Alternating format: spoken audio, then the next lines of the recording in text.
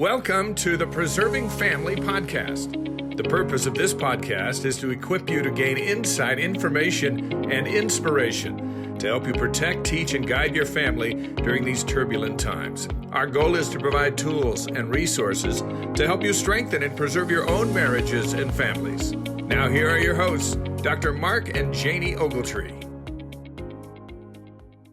Thank you for joining us today. We're so grateful that you're here.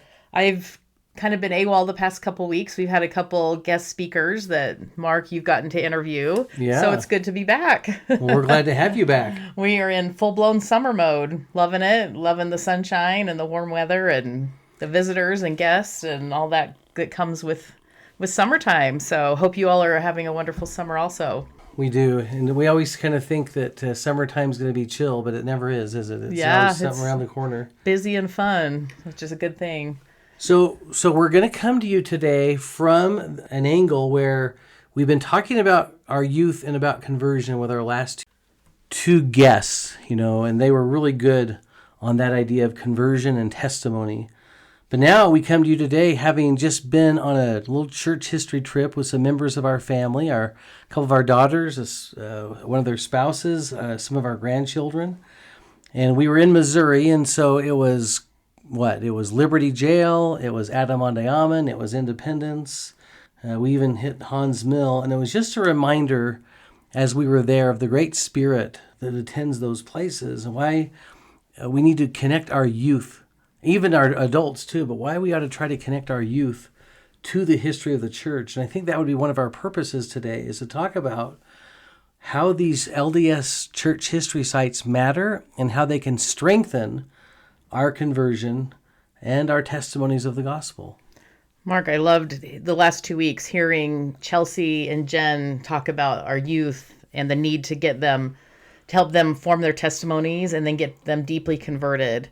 And as we were in these sacred sites a couple weeks ago, I think we talked about this, but what better way to convert our youth than to have them in these sacred, holy spots, these sacred ground, where the spirit is so strong, where they can learn about what went on there. They can learn about the sacrifice of these early saints. They can feel the spirit. There's a literal feeling there. Our grandchildren were pretty young, the ones that we took there, but even they felt something there. Like They knew that was special ground. And as we talked about the stories, they were very with us and involved. Our oldest was 11 and then down from there, but they hung with us. They were very interested in what happened. They could feel it. They knew that these were special sacred sites. And can you imagine what teenagers would feel if they really came with an open heart and knew, the special things that went on there? Yeah, no, I think that's a great observation. Janie, one of the cool things about, your family growing up is your parents had a real passion for this idea as well. And I think it probably stemmed from your mom going to the Hill Cumorah pageant when she was a BYU student or something like that. Yeah, like back in the early 60s, right? A long time ago. And I think she had this desire that she wanted to get her family back there because she recognized what it did for her. Tell us about that a little bit. Yeah, she really had this passion. She loved it. And it was life-changing for her when she was an young single adult. Early 20s, yeah. And wanted it for us. So she wrote them, this is back in the 80s. She found the information. She signed us up and off we went for 2 weeks on this adventure to participate in the Hill Cumorah pageant. And at the time, with a whole house full of teenagers, we were like, what are we doing? Like, what, why? Even my dad was like, wait, why am I taking a month off of work? What do we, we kind of all went kicking and screaming. And we drove to New York from Texas, stayed in a campground, if you can imagine, in the heat of New York. We were in trailers and pop-up tents. This is July and August, yeah, right? And it was not very comfortable. It was hot and muggy and buggy. And I remember we had to take showers in a little pay shower. You had to keep putting quarters in to keep the water running. But beside that, it was the most wonderful, incredible, life-changing experience that we've ever had. As a family, they put us into companionships, so we all had, a companion, even down to I think 12 and up had a companion. Yeah. So most of us had a friend they were all over the United States, families that had come in, single kids that had flown in, YSAs from BYU had flown in, which made up the cast of this incredible pageant. And we worked on it for a week or 10 days. And then we started performing it every single night for like 2 weeks. So we were there probably almost close to a month, I think, if I remember right. And in the meantime, we studied the gospel. Like, we were called on a mission. They literally came and set the room apart, and we were called as mini missionaries. And every night before the pageant, you had name tags. We had name tags as part of the cast. We would go out before the show every night. They didn't start the show until it was dark. So we would go out for a couple hours before and pass out Book of Mormons. We would talk to the crowd. We'd pass out stickers. We took it serious. They had us memorize the great quote that no hallowed hand can stop the work from progressing. I mean, we had devotionals during the day. We were like literally felt like we were on a mission. Right. And then the life-changing experience, I think, if you asked me or any of my other 7 siblings, every night sitting there listening to the script of the Book of Mormon story night after night and hearing that, it was life-changing. I mean, we all developed such a great testimony of the Book of Mormon and for the Savior and for that sacred holy ground. We were literally on the Hill Cumorah and I got to be a guide at one of the sites at Martin Harris home. So during the day, they would, as the crowds came for the pageant, they would also go around and tour all the sites. And I got to take people through the Martin Harris home. And those things, when you say them over and over and study, they just become part of you. And you really develop a love and a testimony for these people. Right. And so, again, that changed our family's life, I would say. Yeah. And then we did it 2 years later also. By that time, you and I were married. And so you got to go also. And would you say that was an amazing experience? Yeah, it was incredible. And kind of like you just mentioned, one of the things I remember is that narrator booming voice was playing on those speakers the size of our house, right, all day long. And I just remember at the time your 3 youngest brothers were 12, 10, and 8. And by the end of the week, they could quote the entire, I mean, I don't want to exaggerate and say the entire Book of Mormon, but they could recite an entire chapter from Mosiah, or whatever. And it was cool. And one of the cool things, Janie, that I remember was your brother Chip was ordained a deacon in the Sacred Grove at that same time, and I remember just how cool that was, just to have that experience with your family in the Sacred Grove. Right. So then all of us that went kicking and screaming went home kicking and screaming. We wanted to stay. We never wanted to leave that sacred space. And the relationships that we had built, the memories we had built, the testimonies that we had felt, the power that we had felt, everybody was literally changed. By spending a month there on the Hill Cumorah and then campground. your dad who went kicking and screaming ended up being the star of the show. He was actually Wicked King Noah, and so he had a huge role, and so we got to tease him about that. But it really was amazing. Yeah, Janie, that's super cool. And I would say my first church history experience occurred on that trip with you all, as we all drove out together from here in Utah. We drove from Provo to Palmyra. And one of the stops along the way was Nauvoo. We did stop there, and it was really funny because that was 1987. We were just about to graduate from BYU, and the Nauvoo temple site literally was like the temple site in Missouri. It was 4 cornerstones on top of this hill, and I still remember going, so this is why people drive here, to see these 4 little stones, and never even dreaming that, not too many years later, there would be a beautiful, majestic temple sitting on that lot. But it was just those 4 stones. But I do remember Carthage, and people just have to understand that today things are so much more formal and organized and orchestrated. But back in the day, Nauvoo and Carthage, it was just kind of, hey. Pretty rural. Yeah, just come by. And at the time, the full-time missionaries ran things. They ran those sites. Today it's probably done very differently. But I remember we pulled into Carthage. It was dusk. And these 2 missionaries, who were probably 19, 20 years old, were just locking up the Carthage jail. If you could imagine, just 2 missionaries were in charge of the Carthage jail. And then we kind of pled our case of, oh my gosh, we just drove here all the way from Utah, and we just pulled in, and is there any way that we could go in? And they said, yeah, come on in. And they took us in there.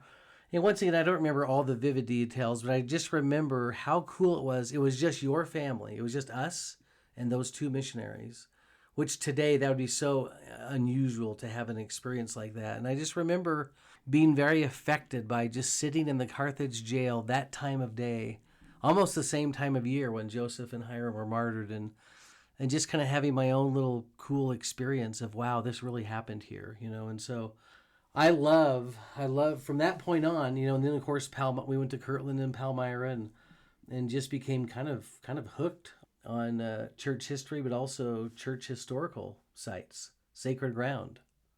Mark, as you're talking about the power in these places, I just have to share another sacred holy place. Well, I have memories at all of them, and it's hard to pick. But right. A few years ago, we were just coming out of COVID, and it had been a kind of a rough time in many ways, and I had a lot of things I was kind of going through and dealing with, and we had gone just kind of wrestling with, right? Yeah, and we were on a church history trip that summer, leading the tour. And we were just kind of going about our business, and everybody was doing their thing. We'd pulled into the Sacred Grove. We were kind of going in groups along, and as we were kind of getting people along, along kind of the moving path, them into their spots. Yeah. Everybody was kind of taken care of and doing their thing.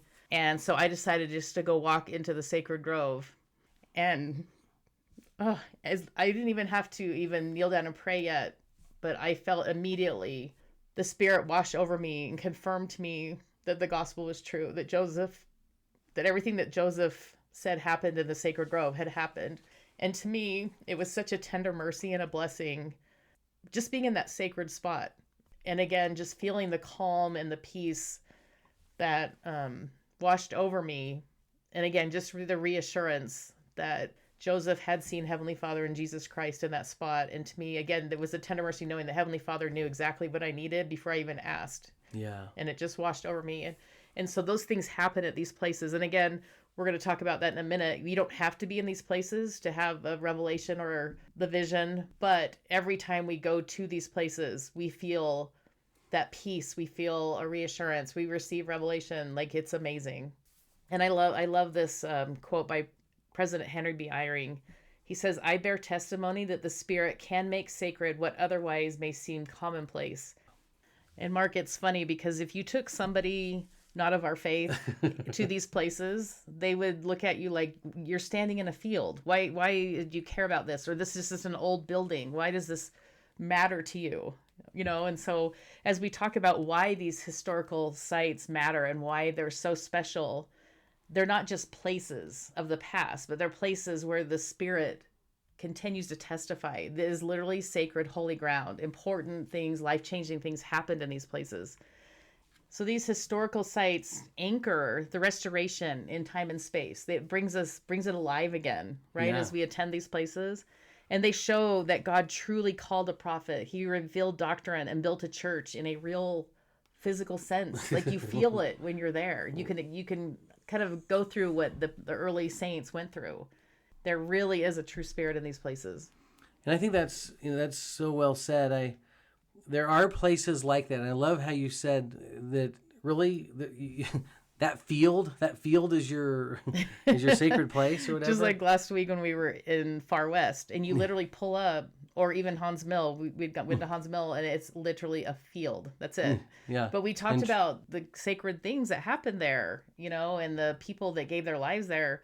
And then it becomes totally special and sacred and different. But to the outside world, it means nothing. Or it looks like nothing. Even Adam and Diamond, when people drive by that, it just looks like a cow pasture, from the road if you're not really, a member of the church or don't understand there. But when you're, I had the chance to be there with all of you guys one day, and then with our son-in-law Austin the next. And with Austin, we were the first ones there. We got there early on Saturday morning, and we were the only ones at Adamandayama besides some of the workers there. And there is an incredible spirit of peace, in those places, just like you experienced in the Sacred Grove. I do think historical sites matter for many reasons. I think obviously we can be connected to the Spirit that's there.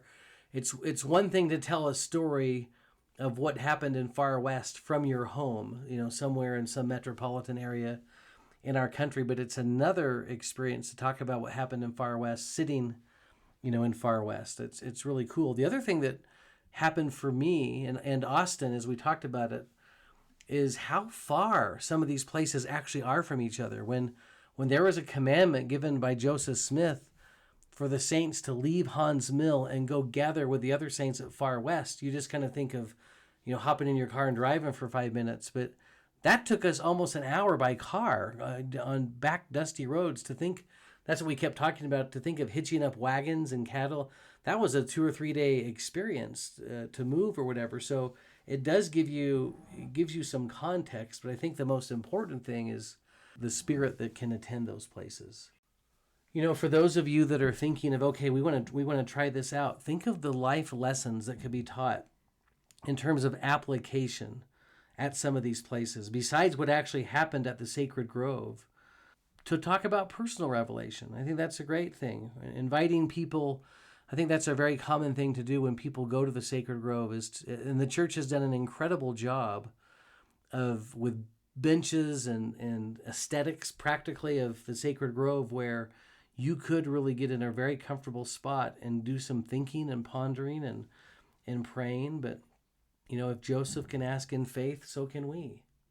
Or for another example, Liberty Jail. Liberty Jail, what an incredible place to be, where some of the most difficult, challenging things that ever happened in the life of the church and Joseph happened there. But what a great place to talk about our own struggles and the challenges in our life and the afflictions that we face, and how the early saints bore those challenges.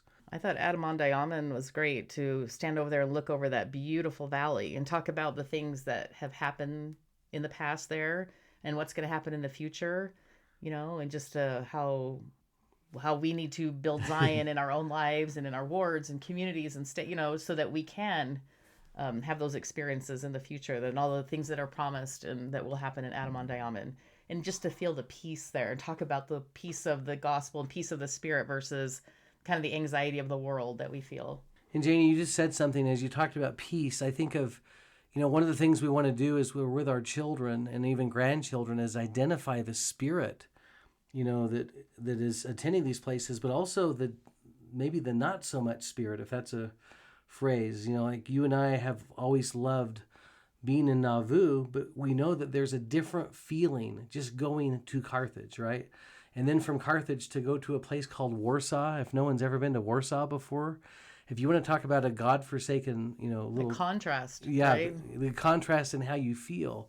The contrast of how you feel in Missouri at some of the church sites and then some of the other kind of religious sites there. There's a difference of spirit that attends those places that we can totally identify.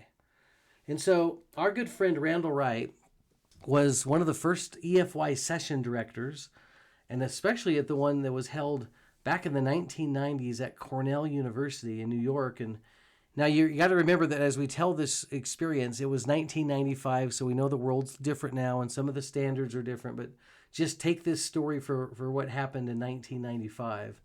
But he said that on Monday we had a dance and a young man from Ohio named Jason showed up with an earring. Now, once again, for those of you that may struggle with that was just one of the rules at EFY in those days is guys couldn't have earrings. He was with several girls who appeared to think he was something very special. He was reminded by one of the counselors that he had signed an agreement to abide by the dress standards, which forbade boys from wearing an earring during the week. Well, he refused to take it out. And one of the EFY leaders was called in to talk to Jason specifically. And Jason still refuses to take out this earring, saying, hey, if you want to just send me home, but I'm not taking the earring out. Finally, this EFY advisor told him that everyone wanted him to stay, but he would have to take the earring out to stay.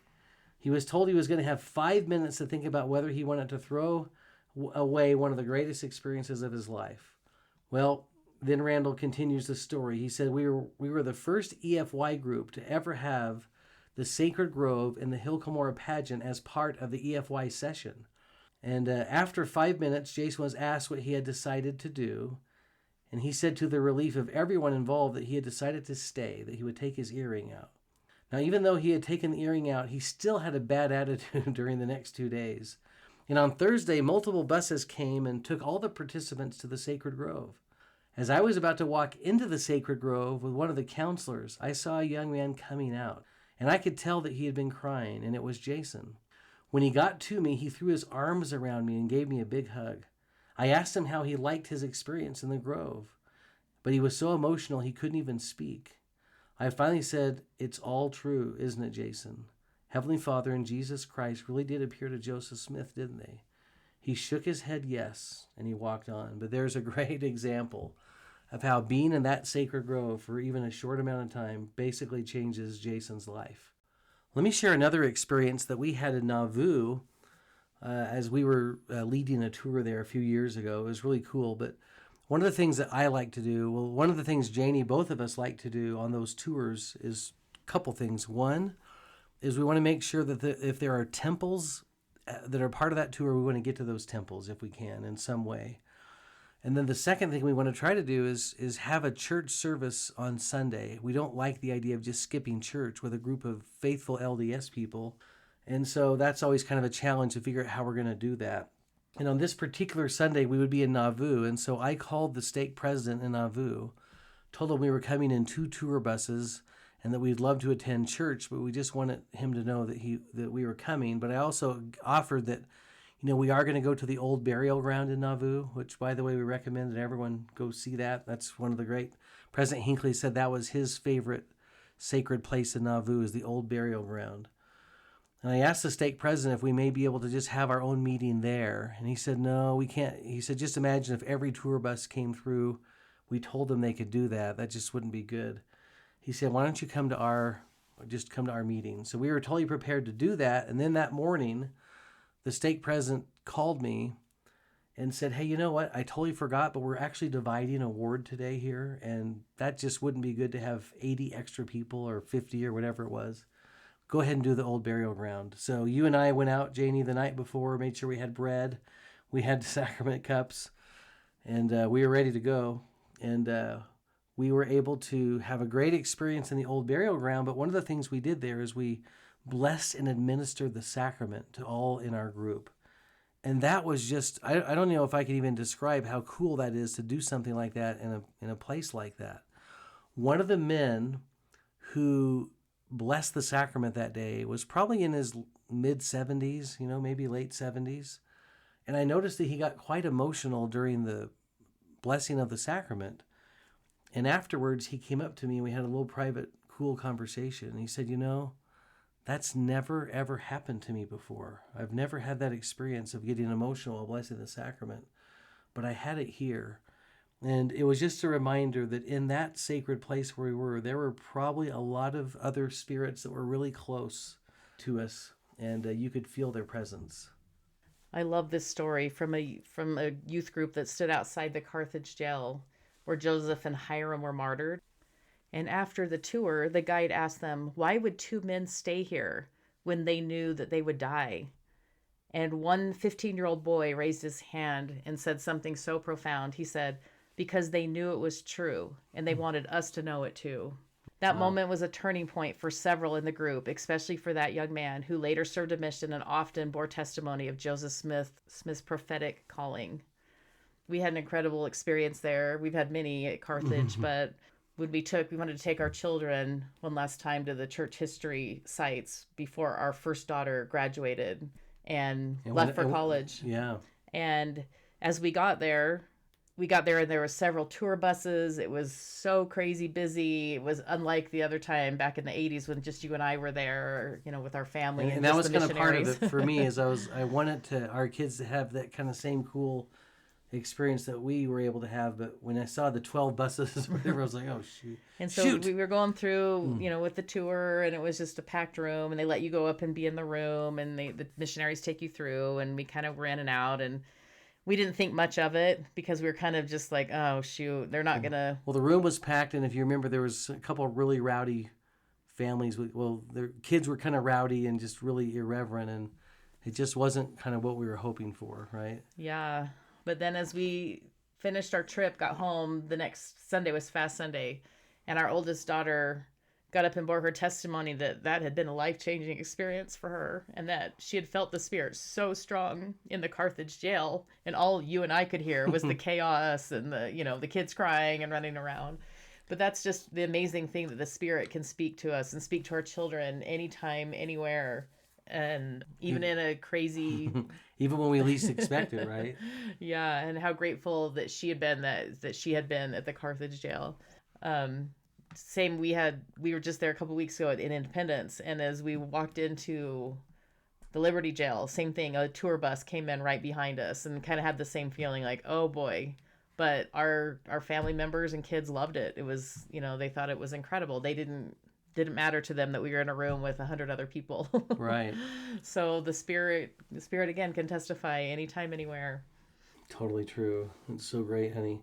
We want to position all of what we're saying. Maybe we could share a couple of thoughts. We know that, Janie, you and I have never been to Jerusalem. We've never been to the Holy Land, I think we could still say with certainty that we know that Jesus is the Christ and the atonement is real and the resurrection is real. I'm sure it's cool to be there. And the same is true with these church history sites. You can still know that the gospel has been restored to the earth and that Joseph is a prophet without traveling to Sharon, Vermont or Palmyra. But there's definitely kind of an added element when we can be in those places. Elder Christofferson talks about that, and he told a personal story that I think is really cool. He said that as a teenager living in Somerset, New Jersey, he participated in the cast of the Hill Cumorah pageant near Palmyra, and he did it for 2 summers, and during the first production, he remembered the words of one of their bishops who had encouraged the youth to never give up striving with the Lord until they had burned into their hearts a testimony of the gospel. And Elder Christofferson had taken those words very seriously, and he'd been praying about his testimony at that time in his life. And so now here he was that summer as a teenager in Palmyra, and he's determined that this was the time and place to get that revelation. And I love how it says that one night after the performance, the Hill Cumorah performance, he said, I went into the sacred grove alone. It was a beautiful summer evening. I took off my shoes, went in, and began to pray. And I prayed very diligently for an hour, maybe more, and just nothing happened. And after some time, Elder Christofferson gave up and left. He's consumed with disappointment, wonder what he had done wrong, why Heavenly Father had not answered his prayer. Now, by the way, I like the idea that he takes his shoes off, something I've never even thought of before, but that kind of tells you his level of spirituality even as a teenager. And then the pageant ends. Elder Christofferson goes back home to New Jersey. He says 1 month later, he was reading the Book of Mormon at home in his bedroom, and he received his answer. Without my asking for it, the witness came. It came without words, but I received a very powerful spiritual confirmation, the kind that leaves no doubt about the Book of Mormon and Joseph Smith.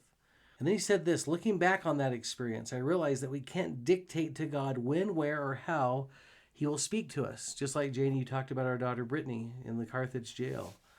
We just have to be open to receive what He disposes, when He disposes it, and it comes according to His will. And then Elder Christofferson said, I'm glad that Heavenly Father did not respond to me that night in Palmyra. I might have thought that you have to be in a special place to get an answer to prayer or to gain a testimony. But you don't have to make a pilgrimage to Palmyra to know that Joseph Smith was a prophet or that the Book of Mormon is true. And you don't have to go to Jerusalem to know that Jesus is the Christ. And if Heavenly Father found me in Somerset, New Jersey, He can answer the prayers of anybody anywhere in the world. He knows us intimately, and He can answer us whatever our place or our circumstances. By the way, the reference to that is the biography of Elder Christofferson in the Ensign, August 2008, shortly after he was called to be an apostle. So here's a thought, that wherever we go in the world, wherever we travel in the country, let's map out a few church historical spots or temples, temples that we could see along the way. But we want to just constantly be connecting our children to the gospel and to the great stories.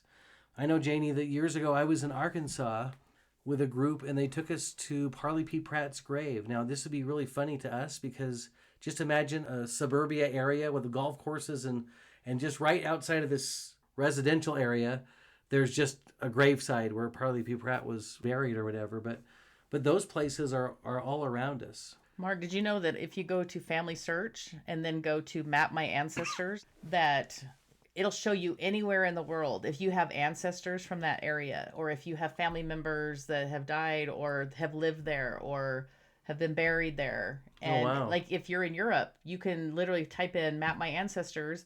You could go to the gravesite which is sacred ground to your personal family, and find the gravesite of these people, things like that. But there are sacred, holy restoration sites, of the gospel all over the world. No matter what country, the church started somewhere. There's cool things that you could visit all over the world. And I mean, we've mentioned this a lot, that travel's kind of the new hobby, right? Everybody travels nowadays, and families travel, and families go all over the world, and that's awesome. We love to travel, and that's such a cool thing. But sometimes we need to stop and think, let's make this meaningful. And if you don't have the church history sites on your bucket list as one of your travel spots, I think we all need to put that on our bucket list, because it is life-changing to your children.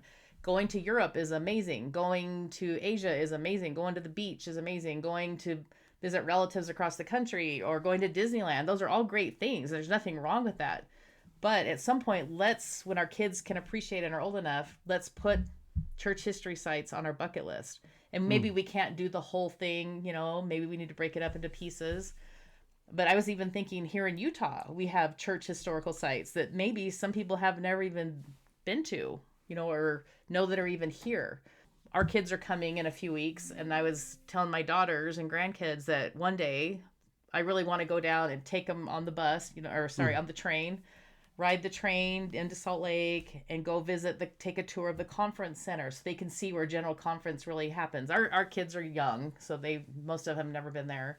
And go to the Family History Center, which there's a great space for children, and walk around Temple Square. It's kind of a mess right now because they're still working on the temple, but there's a few spots that are open now. And just go take them in and have them immersed in that so they can see, where the church headquarters is, and then take the train home. We just thought that would be a really fun day. But there's things like that. This is the place monument. There's, famous places even here in Utah. Yeah. Maybe most of us have never been to or appreciate. Yeah, and once again, it's the teaching that can go on in those sites, not just walking up and looking at some monument and driving away, but the great teaching that can go on in those places. I know, Janie, we went to Europe a few years ago. We were kind of leading a tour over there. But, okay, we saw some really cool things in Rome and in Greece, but for me, the highlight was going to the Rome Temple. I mean, that was incredible. And I would say the same thing. If we're traveling on the East Coast and stop in Washington, D.C., there's some great things to see there, but the Washington, D.C. Temple will always be the highlight for me. Anyway, I just think that there's some really important, like you keep saying, life-changing spiritual feelings that can take place. And as we mentioned earlier, we may not even be aware that our kids are having some of those experiences, but they could be. And again, like Chelsea and Jen have talked about the past 2 weeks about converting our youth. What better way to help our youth internalize these principles and internalize the sacrifices and things and feel the Spirit than to put them in a situation where they can fully be immersed in the Spirit, because that is sacred, holy ground. Right. And so if we want to help our youth and our teens, that is such an incredible way to have the gospel burned deep into their soul, like Elder Christofferson talked about. Oh, that's totally true. And I think if we want to use a football analogy for a minute, if you talk to any coach at the college or professional level, they'll say that their job is to put their players in position to make a great play. The coach's job is to create a situation where they can get that player in that position. And I think the same is true with parents and grandparents. What is our job? Put our children and grandchildren in a position, in a place where they can feel the Spirit. So to conclude and wrap things up here, we thought that we would share this story by Elder Razban that he told about his family from a talk called Our Rising Generation a few years ago that kind of teaches the same principle. He said, in our own family, we have had such an experience with wonderful, watchful priesthood leaders. When I was called into the 70s some years ago, we were assigned to move to England to serve in an area presidency. Sister Razban and I took our 2 youngest children with us on the assignment. Our daughter was a young single adult, and our son was a 17-year-old who liked American-style football and played it very well. We were very concerned about them. No friends, no extended family, and no football. I wondered, would this exciting new experience prove to be a serious trial for our family? The answer came in an early assignment I received.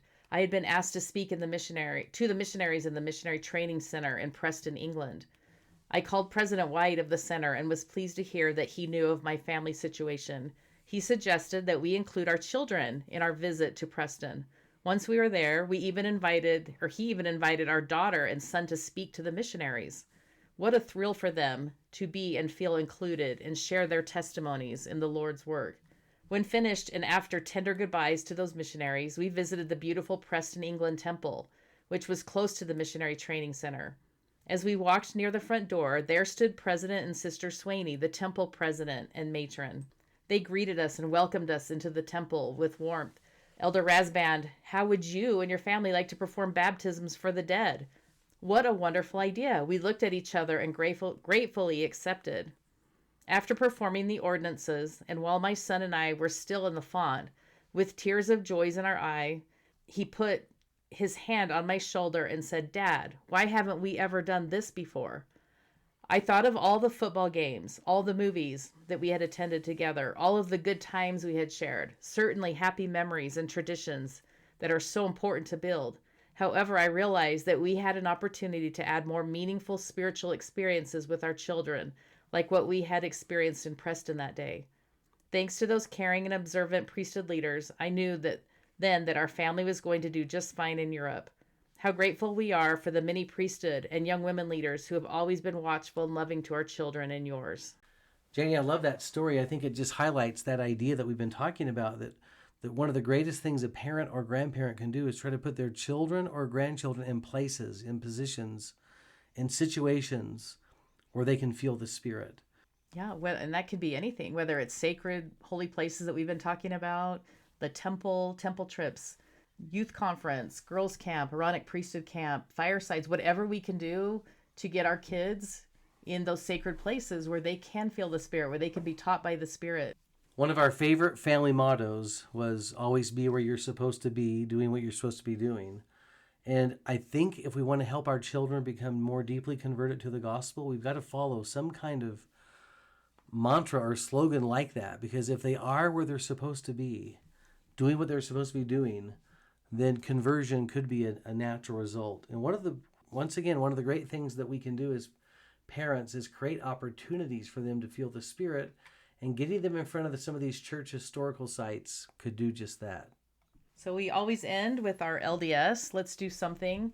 And I think our invitation today is let's just get this on our radar. Our radar. Let's maybe look at our next few years or 5-year bucket list and make this kind of a priority with our family. Get our kids excited maybe about going to view some of these places. And again, we don't have to do the whole 2-week trip, right? We could just go to a few places or whatever's close to your home.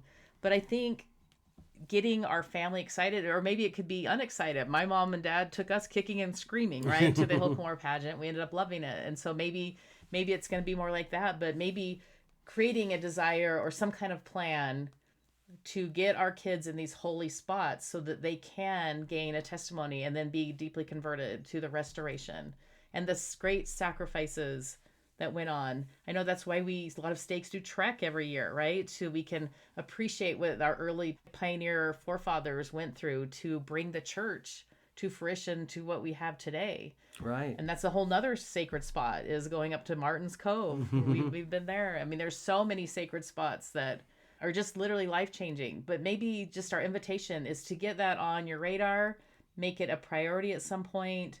If your kids are struggling, if you're struggling, you can go to these places and you really can.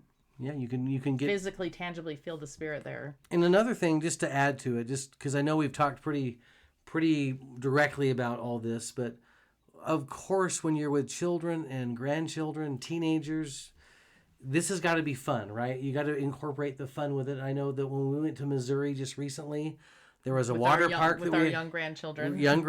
There was a water park that we've identified. It wouldn't have had a storm that day. We would have gone there, but then we did go to a jump house, went to a trampoline park or whatever. But you're combining the fun and the spiritual, which is how we speak. That's the language of our youth, right? I loved what you did. We had just gone to Walmart to get some snacks and stuff for the day because we were in the car traveling from spot to spot all day. And we just bought a big old ball and like a wiffle bat and a ball and just some little things like that. And it was cute because every site we stopped at, our grandson Carter, who's 11 or 10, almost 11, and you and his little brother, we had to play a little game of kickball or we had to make sure we all got a hit or... on that. We all had to get a hit on that sacred site. We just played ball at every single site, and he totally looked forward to that. And he couldn't leave until we were like, hey, we haven't played ball yet. He's like, where's my bat? Yeah. And it was really fun, and he enjoyed that. Yeah, I love it. So we just have to make these fun, and it is so fun because the stories are fun, and again, you don't have to be a church historian to be able to take your children to these places. The missionaries there are great. You know, you can pull up things now on AI, on ChatGPT, and find these stories in a second, in a flash. Yeah, no, everything is there, and we would tell you that too. Also, that if you wanted to try this by just going on YouTube and pulling up some of these little tours that the churches, especially BYU, has put out there on the sacred sites, where you could sit in your living room and watch some of them. Once again, I don't think that would be the same effect, but that's a good starting place as well. Absolutely. We just need to take advantage of all the opportunities. The church has all the resources, made all these sites so beautiful, and they've put so much money and time and effort into making these accessible to the members of the church, and we just really need to take advantage of them. Yeah, we need to go there. They're, like you said, it's been a huge investment, so let's take advantage of it. Everyone, thank you so much for being with us today. We hope you have a wonderful week. We look forward to being with you next time.